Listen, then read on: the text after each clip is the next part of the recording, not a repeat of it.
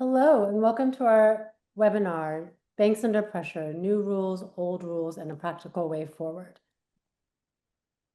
I am Aliya Haider. I'm the founder and principal of Chapter Advisory. I've been a financial services and fintech attorney for more than 2 decades, and I am so excited to be here today with two leaders in the payments and regulatory space. Today, we're going to cover the new rules for fraud monitoring, namely what Nacha expects of banks with respect to their customers, their originators and third-party senders, and about a new solution that meets Nacha's expectations for compliance. Let me introduce our panel. We have with us today Jordan Bennett from Nacha. Jordan is Nacha's expert on network risk. He is the staff liaison for the Risk Management Advisory Group, which is made up of banking industry risk and compliance experts.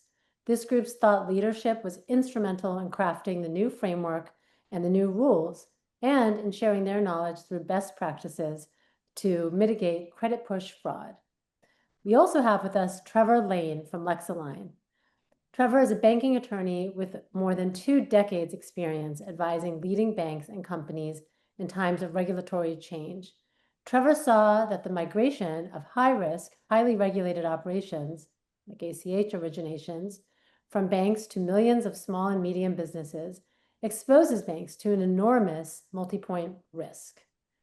To solve that or address it, he created LexAlign.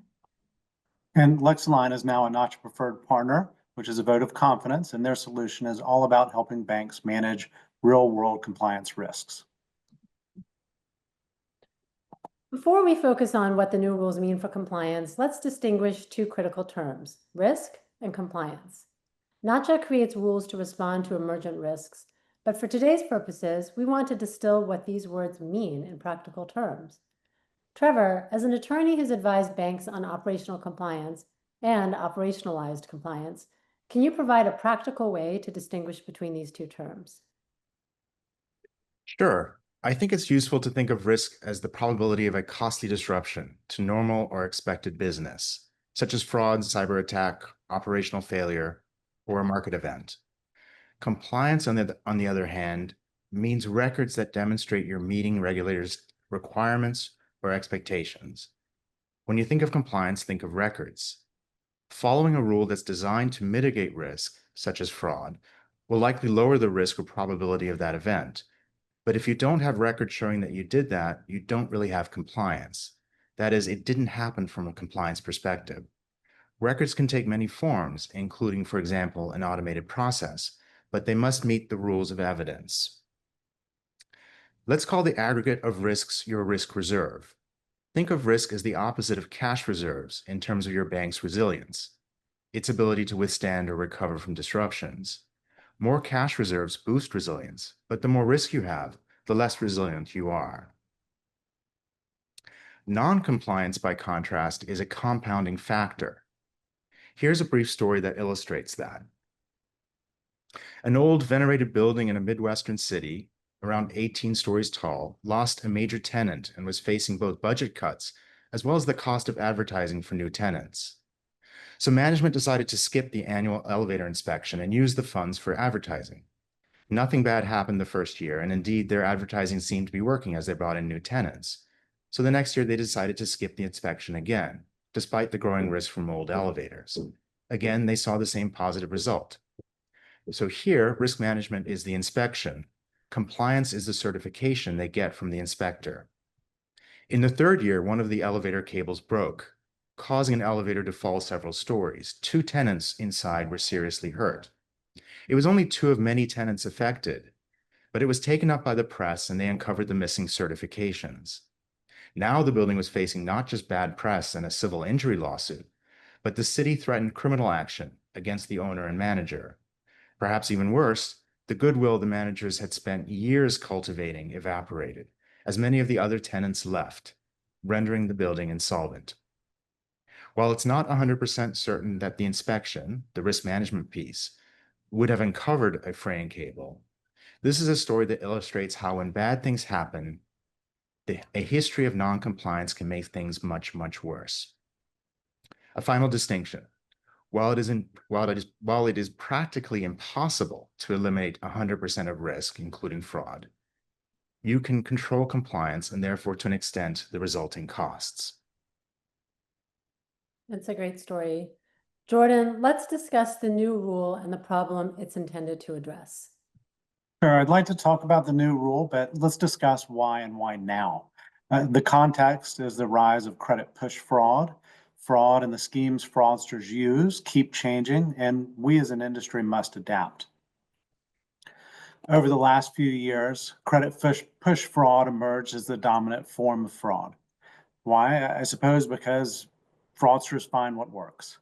Our previous frameworks, our risk management frameworks, focused on debit fraud, which had been the dominant form, and we did a really good job as an industry in mitigating that risk. It's not gone, but it is significantly down from where it was. The fraudsters adapted and turned to credit push fraud, and now we're adapting. So why is our focus urgent? Studies show that your customers aren't prepared. Second, organizations are under a massive attack that's growing every year, with 4 out of 5 reported being attacked in 2024. 63% of organizations reported that they were an attack of business email compromise. And third, the results can be very devastating. $1 in fraud means around $4.50 in total losses to the affected party due to that long tail of consequences. For the bank, the consequences could be worse if they are found to be non-compliant, as we saw with that elevator story. That's eliminating. The cost of a fraud attack on the victim are in fact much larger than the fraudster's gains. Yeah, and that's why we need to continue to focus on fraud prevention. So 3 years ago, we created a new risk management framework to focus on credit push fraud. The framework states that all participants have a role to play in combating credit push fraud. The key here is that all participants. This includes the customer of the bank, the originator, and the third party sender as a starting point. That customer is a point of attack, and we need their help in preventing credit push fraud. And this explains why the new rule imposes a fraud monitoring role on the originator and on the third party sender. Okay, so let's hone in on the new rule, commonly referred to as the fraud monitoring rule that applies to origination. Sure, if you look in your rule book, it's found in subsection 2.2.4 in the section prerequisites to origination. It requires every participant in the ACH process, including financial institutions, originators, and third-party senders, the last two being customers of the financial institution, to establish risk-based procedures and to detect unauthorized entries or fraud induced under false pretenses, and to review the adequacy of those procedures annually. False pretenses looks like a defined term. What does Nacha mean by that? So it is a defined term. We define false pretenses in the rules as the inducement of a payment by a person misrepresenting either A, that person's identity, B, that person's association with or authority to act on behalf of another person, or C, the ownership of an account to be credited. One very relevant example is business email compromise. Trevor, I want to bring you back in here. Can you give me an example of business email compromise for our audience? Sure. This is a true story I heard from a bank. Fraudsters hacked into one of its clients and tracked the client's CEO. As soon as the CEO left on holiday, the fraudster sent an email in his name to the CFO saying, "My wife and I have gone on a cruise, but I need you to send some money for an acquisition we just made." To the bank, these were valid payment orders from their customer. By the time the CEO checked in, $2 million had been sent through accounts in Asia and was lost. Facing ruin, the client blamed its bank and threatened to sue. It wasn't the bank's mistake, but the bank covered the loss rather than face the client lawsuit and dire reputational harm. Now, this could all have been avoided if the company had the right practices in place, but the bank had no visibility on that. Fraudsters are taking advantage of gaps in customer operations that are invisible to their bank. And Okay, we hear these stories all the time, Trevor. Last year, I was contacted by a nonprofit that sent out a very large payment as a result of a business email compromise scheme. And they are very worried about the possibility of it bankrupting them if they could not get that payment back. You know, when we think of credit push fraud as compared to traditional debit fraud is typically much higher in volume and lower value payments spread across many customers.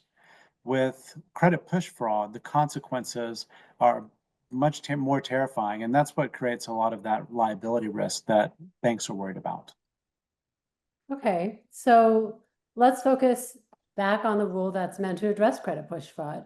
What does Nacha mean by risk-based processes and procedures? By risk-based procedures, or processes and procedures, we mean procedures that adequately consider the relevant party's role in originating or transmitting entries and their ability to identify ACH entries initiated due to fraud. Clearly, the focus for the originator and the third-party sender is going to be ensuring that the other party is who they say they are, obtaining valid authorization from them, preventing unauthorized access, for example, by hackers, and monitoring those transactions. So in sum, obtaining verification and authorization, preventing unauthorized access, and monitoring transactions. So it sounds like there are many points of entry that the originator and third-party sender must be aware of. Yeah, and the new rules are actually broader than just what we've talked about here on the originator side. They're a part of a broader initiative that imposes fraud monitoring duty on all parties other than the receiver and consumer originators. We've created some tools to make returns easier, and we've created some standardized descriptions to enable easier monitoring at the ODFI side. Okay, let's take a quick poll. I want to bring our audience into this. We have our first question for the audience. It's going to be a poll. Please let us know. I'm going to put the poll question up. It's up. Great. Do you have a plan for implementing compliance with Nacha's fraud monitoring rule, particularly as it relates to your originators and third-party senders? Okay. It looks like we've already gotten answers to that, so I'm going to end it. Amazing. Okay, so now let's move on to a key question. What is the nature of the bank's responsibility for ensuring their originators and third-party senders comply with fraud monitoring at origination?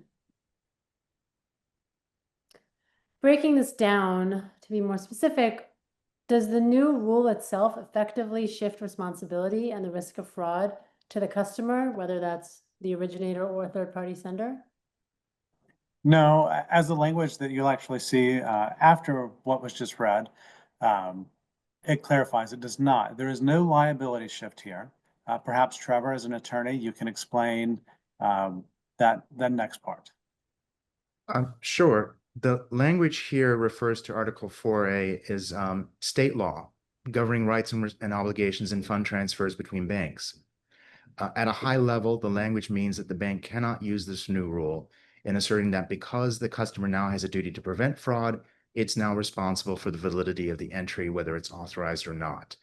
In other words, the rule does not shift responsibility for entries to the customer, which would create a conflict with Rule 2.1. And perhaps, Jordan, we can go into that. Okay, Jordan, as it relates to the ODFI's responsibility, how are the new rules different from the old rules? So as all of our AAP and APRP professionals in attendance know, under the general rule, the ODFI is always responsible for entries originated by either their originators or their third-party senders. That part of the rules have not changed. The rule says the ODFI is responsible for all entries. What does that mean? So for an entry to be valid, it must be compliant in terms of applicable rules relating to its authorization, its accuracy, the formatting, the SEC code used, and related security and now fraud monitoring, as well as all applicable consumer notices, verification, and record-keeping requirements. Note that these are all handled by the originator or the third-party service provider, which includes the third-party sender. So the rule is basically saying that the ODFI is responsible for those parties' compliance with applicable rules. So just so there's no ambiguity here, the rule states an ODFI is responsible for its originators and its third-party senders' compliance with these rules. That's an important point for our discussion today, as the new rule is not intended to change this, and the rules should be rather read together and not in isolation of each other. Okay, so in that respect, are you saying the new rule does not mark a departure from the old rules? That's correct. We should take this opportunity to discuss what that responsibility means. You know, under the previous rules, or under the rules as they've been for a long time, I had a third-party sender reach out to me to join a program I run called Nacha Certified. It helps third-party senders show their banks and their customers that they're meeting the rules. The applicant who reached out to me had an audit finding that showed that their software allowed a free-form entry for not only the SEC code, but a number of other fields. And I asked if that was going to be corrected to allow only what was in the agreement. And the TPA, the third-party sender, said, we have no way to control that, and it's going to upset our originators. So if you're a bank on the session here, I hope that scares you a little bit. That is a third-party sender out there that's saying that they have no control over their originators. And with the new rules, it doesn't change, right? That particular third-party sender had no way to enforce their agreements and were submitting transactions into the network that, you know, they didn't know what was in because it was free form and they weren't going to change that. So that means their bank also didn't know what was going into the system and that it didn't meet their agreement with that third-party sender. So not an ideal situation, and that third-party sender is not just certified. Okay, so let's take this one step further. It appears that the rules do not apply directly to the originator or third-party sender. Is that why the rules require these provisions in the origination agreements?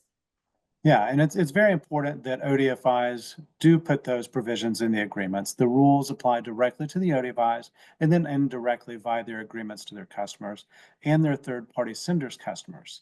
The rules also state that the ODFI must perform due diligence with respect to their customers sufficient to form a reasonable belief that they have the capacity to perform their obligations in conformance with these rules. Okay, so I want to reach back out to our audience again for a second poll question. Is that up? It's now up. Great. So how confident are you that your customers are using SEC codes appropriately and originating entries in alignment with your origination agreement? That's going to be interesting to find out. Hopefully everybody's very confident. Don't alter the answers. We want accuracy here, not what you want to find. Okay, so let's keep going then while we wait for those answers to come in. Jordan, do you think that the origination agreement effectively shifts responsibility to the originator or third-party sender? No, the agreement doesn't shift responsibility. It does state that they are responsible for many things, but one rule cannot cancel out another rule. Otherwise, 2.1 would be meaningless. You see this in the structure of the rules. 2.1 precedes Rule 2.2.2, discussing the agreement and what should be included in the agreement. In addition to the Nacha rules, we also see regulator guidance and case law that enforces responsibility when problems arise from bad customer operations. We've got two cases listed here, Cachet Financial Services and the United States versus Wachovia. In both of these cases, the actions of a downstream originator or third-party sender caused significant harm to either the bank or the organization that was allowing them to originate entries. Interesting. Jordan, I've spoken with financial institutions about originator compliance, and I've heard in some cases they say they shift that responsibility and any resulting fines to the originator under the agreement. What is Nacha's view on that?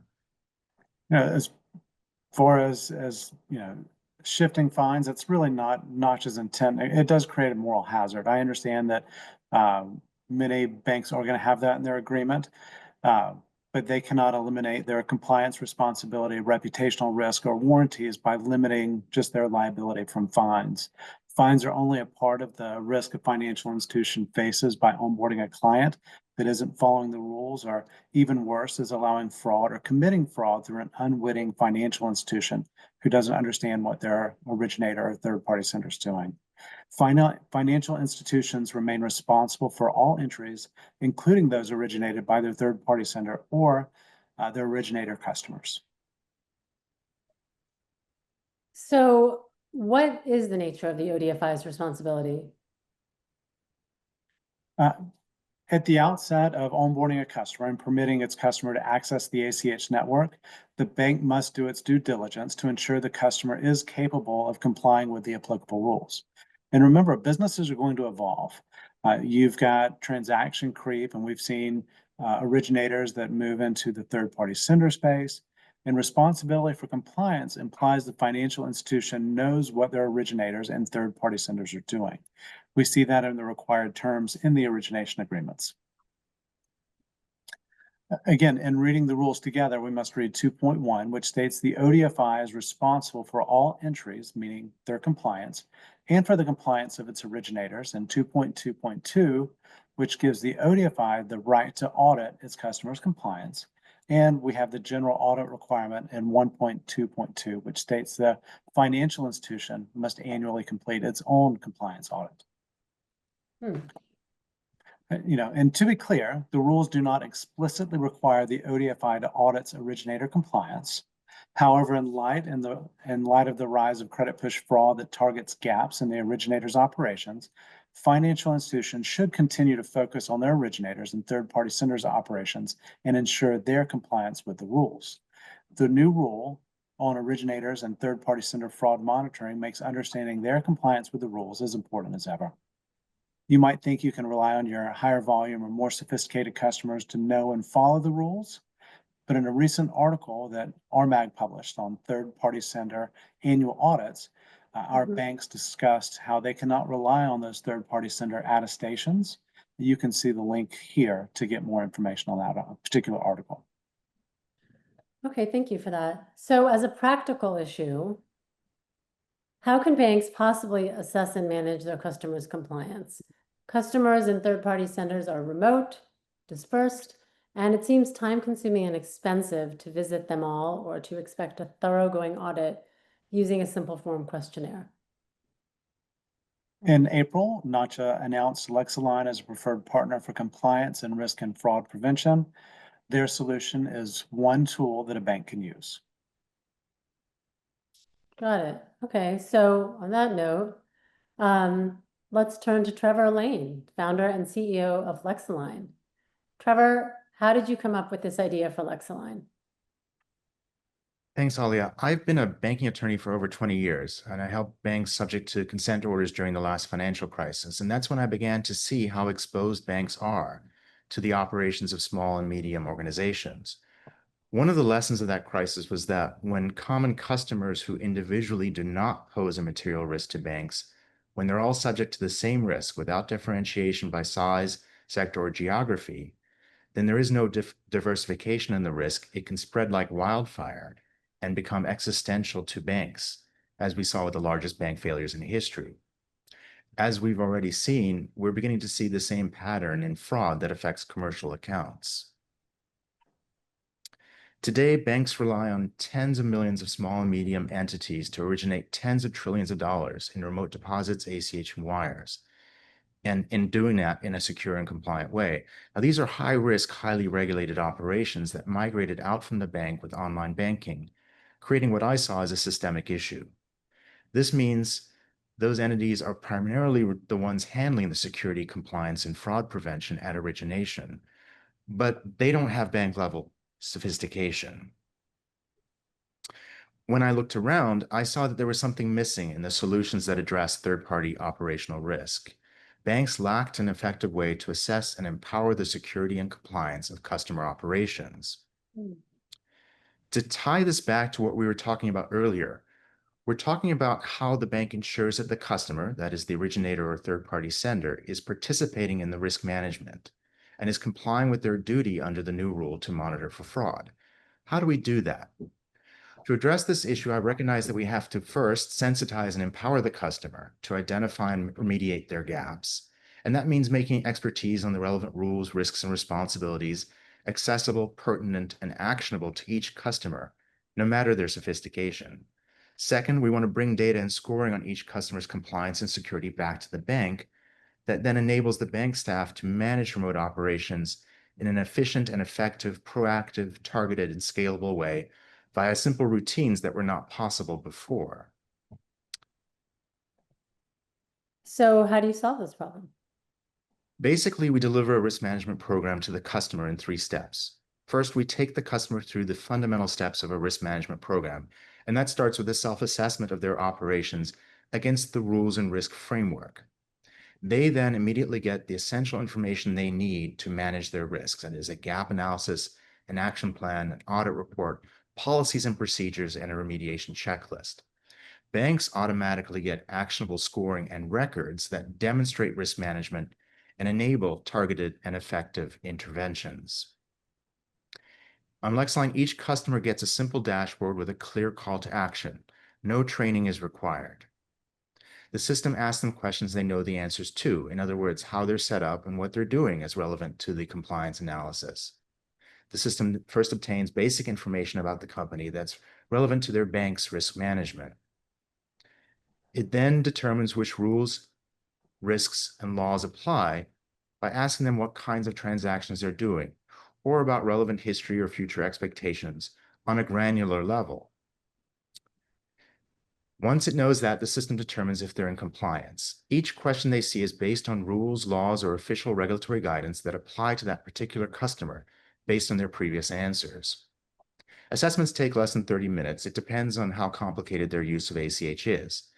As soon as the system recognizes it has the information it needs, it takes them to their results, which are the documents that are essential to a risk management program. The audit report contains an inventory of what they're doing under the law, an analysis of their compliance, and where relevant, actionable instructions on how to remediate any gaps. The purpose here is to empower the customer to manage their risk and compliance with essential information. Here they see what we were testing for, with links to the actual rule or other authority. The action plan contains clear instructions on how to remediate any identified gaps. They also get a remediation checklist they can use to indicate by attestation where they've resolved compliance gaps. You might be surprised to hear that banks achieve a higher than 80% average completion rate for customer assessments using LexAlign. This compares to an industry high of around 25% with manual alternatives.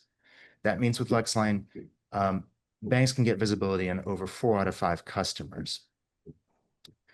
Banks also get scoring and analysis to identify those customers that present the most risk, and that's to enable proactive, targeted, and efficient risk management. Now, there's no reason to fear this data or visibility.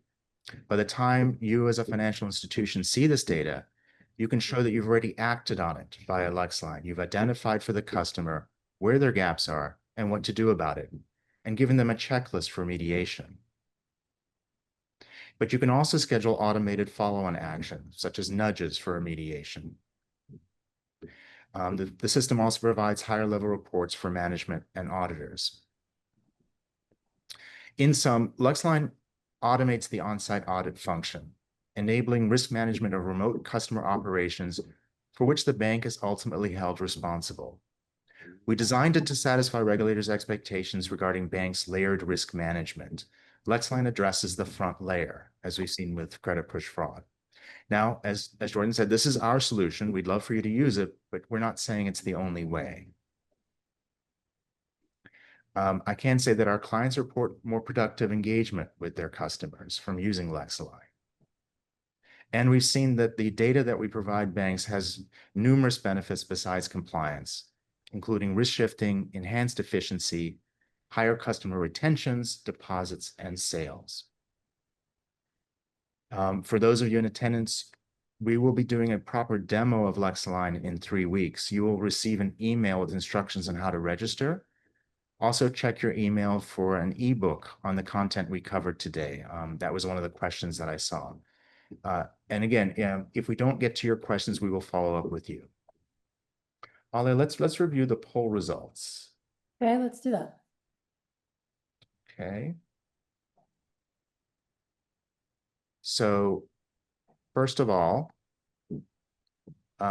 we asked, do you have a plan for implementing compliance with the new rules, particularly as it relates to your originators and third-party senders? 25, go ahead. I think we've got the second question up, the confidence in appropriate use. Oh, okay. I'm seeing the results. Okay, yeah, go for it. Okay, well, I can just say I'm sorry if you're not seeing what I'm seeing, but yes, 25% said that they have a plan. That's great. 57% are exploring options. That's appropriate. 4% say they expect customers to handle their compliance, and 15% say other. Okay, and then for the second question, how confident are you that your customers? Oh, I see that the numbers were a little bit wrong here, but the question is, how confident are you that your customers are using SEC codes appropriately and originating entries in alignment with your origination agreement? 41% reported being very confident, 40% somewhat confident, 5% said we don't monitor this, and 14% said other. Okay. That's great. That's really helpful. I think it's interesting that that there's so much alignment around the question number one, where responsibility lies. We do have a question in there that says the new rule is the new rule for credit push only or for all entries? And the way it's written, it is for all entries. So that is expanding out the responsibility to have policies and procedures to identify entries that are suspected of being unauthorized or authorized under false pretenses is wider. So you may have already be doing many of these things. So if you're monitoring your debit returns, that is something that you are doing to monitor for debit unauthorized activity, for example. Okay, so going to some other questions. How are banks being assisted to differentiate unauthorized transactions from authorized transactions? I think that is, I don't know what you mean by the word assisted to differentiate unauthorized transaction from authorized, but there are many solutions out there. There are tools that the banks can use to look for examples that don't make sense. If you've got a customer that is sending a very large dollar to a new account, for example, should that be flagged or reviewed before it goes live? What controls are in place to make sure that that is a good transaction? Is that something that is, significantly out of what they would normally do? Is it a different type of SEC code? If you are on the receiving end as an ODFI, we're looking at fraud monitoring there too. If you've got a customer who has never received more than a few $1,000s on a regular basis, and then all of a sudden they're receiving 7 or 8 different direct deposits, with different names. That is something that you can look for. You're looking for anomalies. You're looking for transactions that are not usual. And of course, you're not going to catch them all. Just in the same way, anti-money laundering laws are in effect right now. These are going to be very much in alignment with what you're already doing there, most likely. Thank you. If I may add to that, Aliya, I mean, I think one of the key points and why this is such a pertinent question is that we are relying on the originators and the third-party senders when it comes to obtaining authorization that meets the requirements under the rules. And it's this reliance on those parties who don't have the sophistication that bankers have that has created the opening for credit push fraud among kinds of other fraud that we've seen, insider fraud, outsider fraud. And so that's why we've taken this time to focus on how we can empower the customers to manage their compliance and monitor for fraud at that level to prevent it from coming into the bank. I hope that's clear. That's a really important point, and there are a lot of questions coming in that relate to this theme, which is LexAlign is LexAlign's primary purpose for compliance? Is it only assist with compliance? I think that be a good I would question. say LexAlign was designed primarily to create the records that indicate risk management by the institution. Mhm. By doing what could reasonably be expected under the rules, and empowering the customer to manage the risk of their own operations.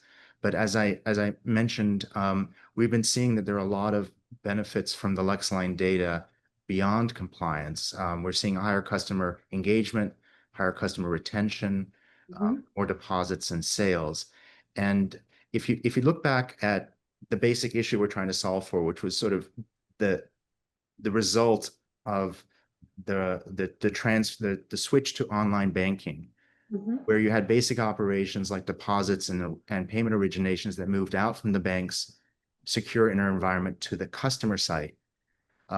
Not only did you have that compliance oversight issue arise, Right. also you had much less interaction communication with the customer. Customers weren't coming by the banks all the time with their checks or calling their banks to do electronic fund transfers.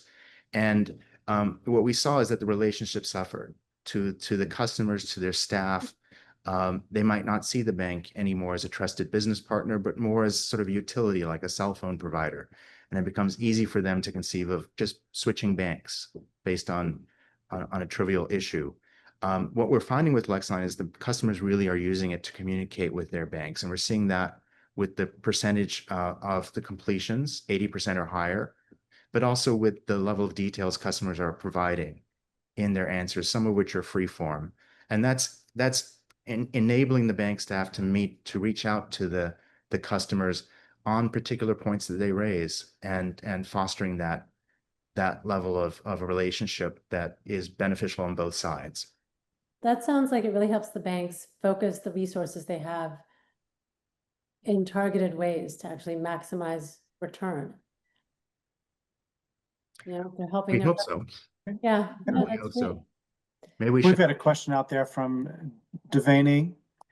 We have someone in the operations center reviewing all new ACH entries to an account flagged, and they check the individual name field to make sure it matches what is on the customer's profile. Does this cover both the debit and credit push monitoring?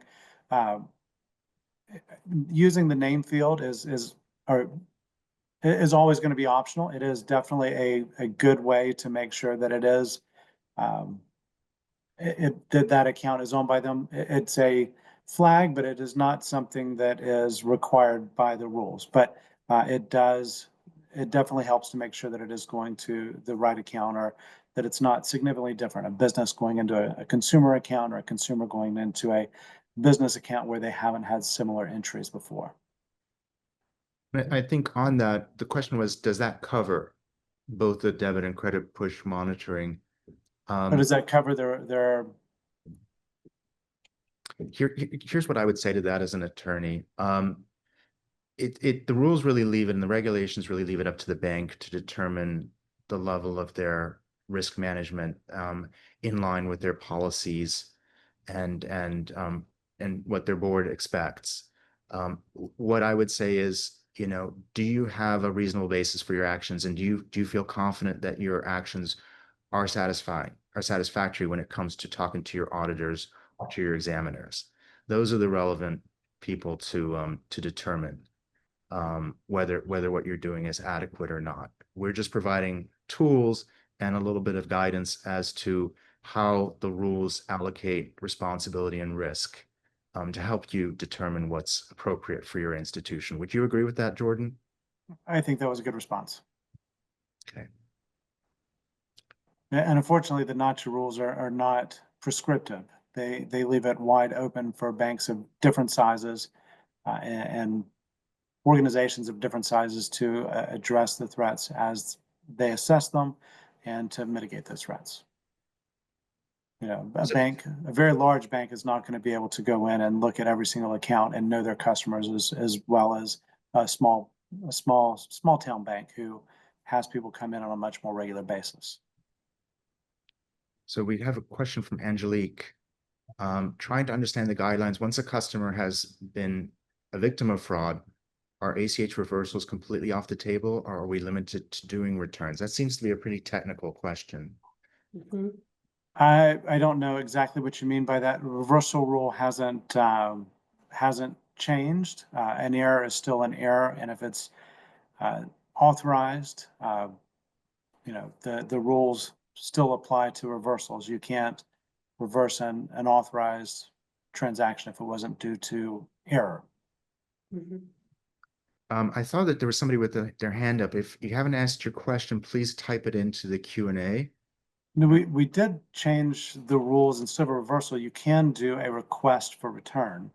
And the RDFI can return R17 now, which says that the language changed to meet the new rules, where it appears that there may be fraud.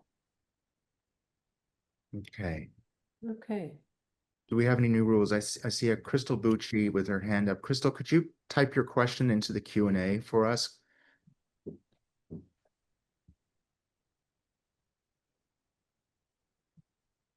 That's that.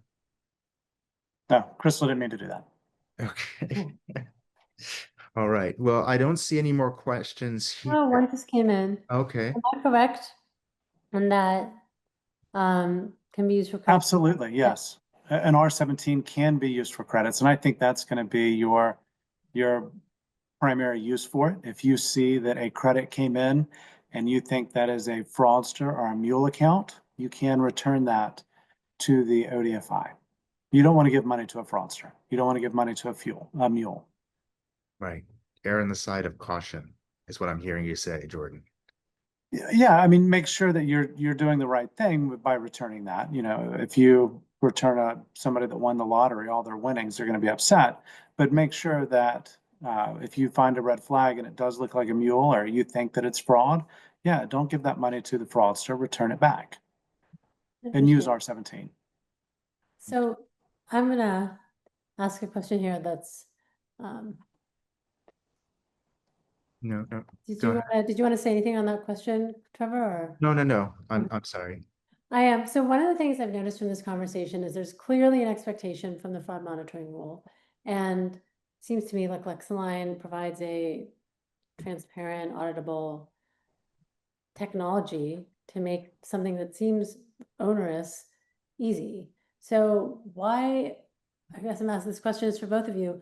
I mean, why do you think this hasn't already been adopted? Why is this even, I mean, it seems like a no-brainer. Like, what do you think is the misconception out there? Or is there one? Or, it just seems to me like a really easy, having worked in a bank for a very long time, this seems like a very easy way to proactively address a risk. Do you think it's just a misconception about the risk, or people are busy, or what do you Well, think it is? I don't mean to speculate, but I think most people don't know that LexAlign exists, and so there's that. And that's one of the reasons we're doing this webinar, to show that there is a solution if you're looking for one on this level, and why it can be appropriate for rules such as the new rule on credit monitor or fraud monitoring. The other is, it hasn't been invented before. We haven't seen others like it. We've heard that constantly. And so it's just not something that folks have contemplated until we created it. So I think that's part of it. But the banks that use it seem to really like it, and we get very positive results. So that's what I can say on that. I appreciate the question, but yeah, we're certainly not saying it's the only solution. Right. Jordan, do you have anything you wanted to add to that? No, Nacha does not endorse one solution over another. Banks are always required to, make sure that their customers are in compliance and not submitting, bad entries into the network. And so, I realize this is one solution, but it's up to the bank to figure out how they want to make sure to manage their originators and third-party senders. Okay, so there's one note here to ask me to pipe up a little, so I'll do that. Someone has asked, can exposure limit monitoring be used for the new fraud monitoring rule? Absolutely. That is one tool that you can use. If you've got a customer that sets an exposure limit, one of the things that we always hear is, we're not worried about any losses because we have an exposure limit. We're not going to lose that money. But it's really not just about credit exposure for an exposure limit. It is identifying those anomalies sometimes that can come up. If you've got a customer that normally does $10,000 a day, and all of a sudden they are sending out $30,000 or $100,000, that exposure limit is going to be breached, and that's going to give you an opportunity to contact that customer and say, did you mean to do this? So that is one of many tools that you can use. We've got another question here. Oh, can I just add to that, Aliya? Mhm. So we're not saying there's one tool or one way to address all of this. The credit monitoring, as we saw, the rule applies to multiple parties, each focusing on what they're doing as part of the ACH origination or transmission process. And Nacha has helpfully put up a web page on their site with resources for fraud monitoring. And there's 15 different third-party service providers listed there, each of which provides something different. And it's probably going to be a combination of tools that you use for the different layers. Yep, I think that's a really important point. And there's so many more solutions now because fraud has gotten more and more elusive and complex. So we've got another question here, which is sort of two practical ones. Is the rule requesting us to review ACHs before they post? And I think related to that question is, and what happens when the originator fills out answers incorrectly based on the actual data submitted in the ACH files? I think those two go together. I don't quite understand the second question, but I can tell you, no, the rules do not require you to review the transactions before they post. Of course, reviewing in real time, it is going to be the most difficult solution and the most effective solution. But if you're noticing patterns, or if you're seeing anomalies, you can stop that before they continue, right? So that is going to work for your fraud monitoring. So again, you do not have to review transactions before they post. And Carrie, can you explain yours a little bit more? Sure. While we're waiting for potential elucidation, well, the elucidation is if the originator fills out the survey saying that they do web files, but they actually don't, for example. So they just basically sounds like if they if there is a misrepresentation of the information by the customer. So interesting question. Yeah, let me answer that. If they're going through their assessment on LexAlign, we don't ask them, hey, do you do web transactions? And using like the web code. What we do is we ask them if they obtain customer authorization online or via a wireless network, or if that was the intention, because that's what triggers the web requirements. And so we ask it at a more granular level. We don't ask conclusory questions like, or presume that they know which SEC code they should be using. We ask them what they're basically doing, and then the system figures out, oh, okay, in this case, the web requirements apply. In this other case, the tel requirements apply, et cetera. And then it would take them through an analysis of their compliance with those rules by first determining that they're doing that kind of transaction. So I hope that adds some clarity to that. It does, I think. Okay, maybe we have time for one or two more. There was one in there, oh yeah, I'd like to answer that I think comes up a lot. And we actually did a recent blog post on it, and I put that information out in the chat. But somebody asked if pre-funding replaces setting exposure limits. It absolutely does not. For the reason I talked about earlier, an exposure limit is there to catch more than just credit risk. It is there to catch potential fraud as well. When somebody submits something, even if they have the money, but you don't want that file going out if it's fraudulent and much larger than what they normally send. Got it. Trevor, there's a question I want to give you a chance to respond to. What would you say to the following? It's sort of like a statement more than a question. So LexAlign is not for fraud monitoring, but is more focused on getting a clear view for each originator. I mean, I see those two as so interrelated. It's hard for me to distinguish, but how would you respond? Okay, so as we looked at the rule itself, the rule imposes a fraud monitoring duty not just on the ODFI, but also on the originator and the third-party senders. Yep. LexAlign is about empowering them to do their part of the fraud monitoring and enabling the bank to gain visibility on whether they're doing what they're supposed to do, or at least being able to demonstrate as a bank that it is empowering them to do so. So that we create the records that show risk management by the bank, but also in a way that empowers the customer to meet their compliance obligations under the rules. So fraud monitoring should happen in different layers. And historically, the rules have focused much more on the ODFI, and now increasingly it's including the RDFI and the customer in the fraud monitoring process. So there's a layered approach that the regulators have been talking about for years now, and the new rules are in parallel to that. So again, So it's not actively monitoring transactions. It's making sure that your customers are doing what they're supposed to be doing. Right, and monitoring their transactions and ensuring that they are properly, as you mentioned, Jordan, earlier, that they're properly authorized, that there's not inappropriate access, and that they actually know who they're dealing with on the other side, that they verified that person's identity. Well, I think I'm gonna wrap it up here. I think we're definitely gonna be sending a recorded link out to folks, right, Trevor? That's right. You will receive a recorded link, and you will also, in the coming weeks, receive an ebook that contains a lot of the content we discussed today. This has been wonderful and such a treat to sit here with an expert from Nacha and the CEO of LexAlign. So thank you for your time. Thank you, All right, everyone. thank you, everyone.